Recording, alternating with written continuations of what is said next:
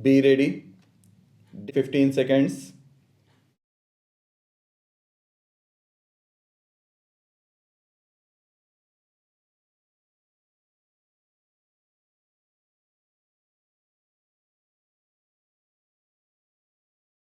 During the last general elections, the government found on careful consideration that it would not have been possible to provide such facilities without rousing criticism of unfairness and partiality from one group or the other.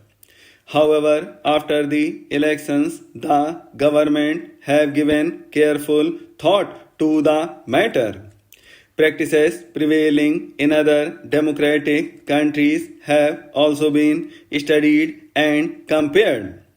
It is well to remember that examples of other countries that can be cited in this behalf are not uniform and are based on conditions which differ radically in many important respects from country to country.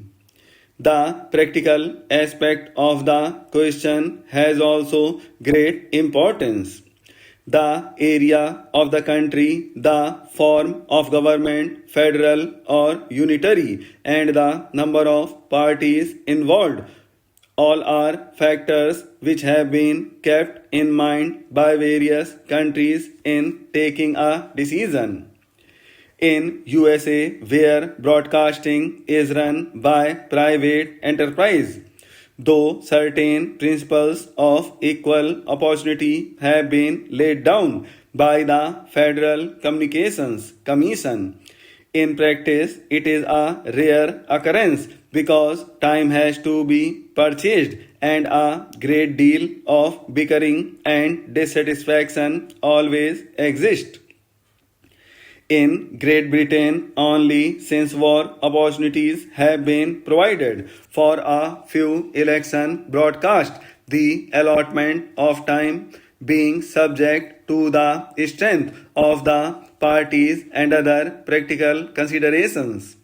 In countries like Switzerland, no time is permitted for election purpose on the radio, while in France it is given, though the time allotted is extremely short, 5 minutes or less.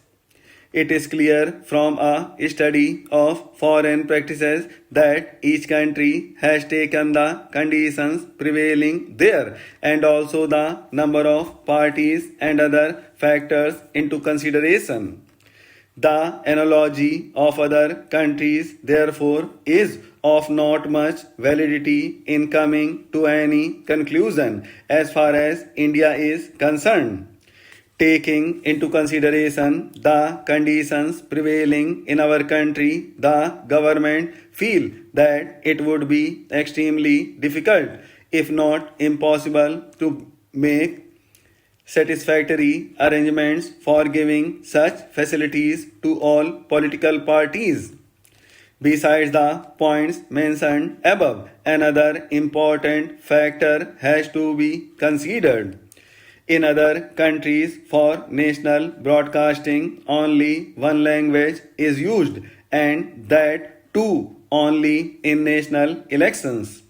The exception is Switzerland, where there are three languages. That it is one of the important reasons that Switzerland does not permit the use of the national radio for election purposes and even for commercial purposes.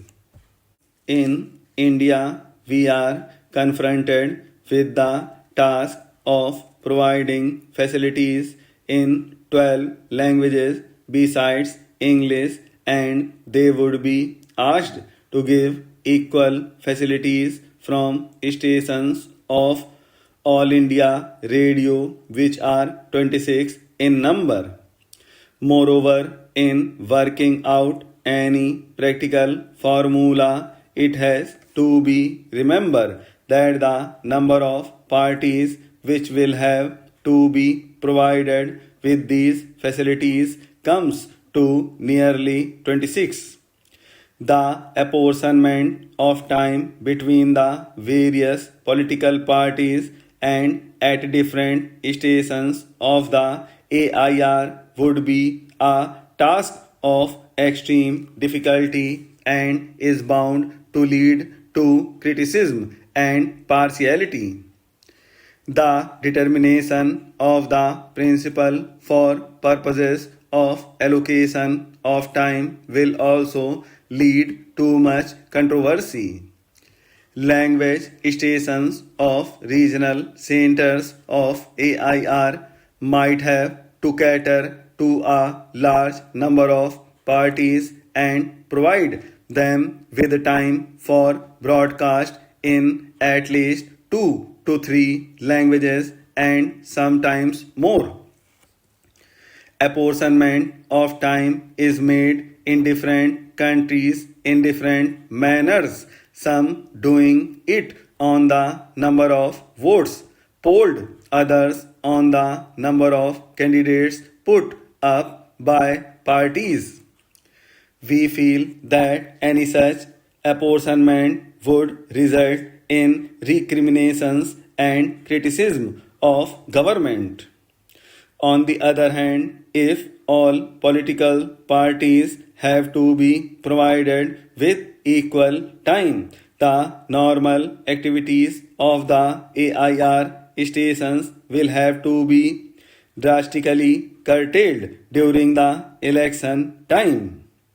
The proposal to provide broadcasting time in a fair and reasonable manner therefore seems almost insoluble in practice. In view of these practical considerations, government have come to the conclusion that it would not be possible to allow political parties generally to utilize the facilities of the radio for election purposes. However, government feel that an experiment permitting such utilization on a restricted scale might be tried.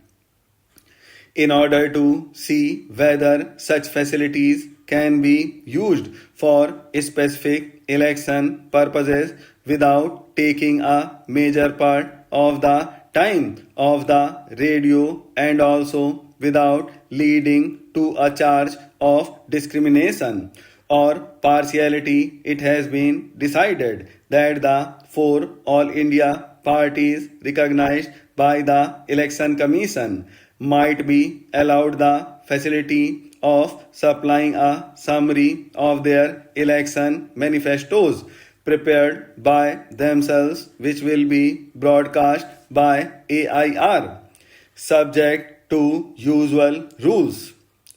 Such summaries might not exceed 10 minutes and will be broadcast in English and in all the regional languages of the country. If this opportunity is allowed at least to the leading political parties of the country, it will surely further strengthen the system of democratic government in the country and will provide healthy and fair conditions for fighting the general elections.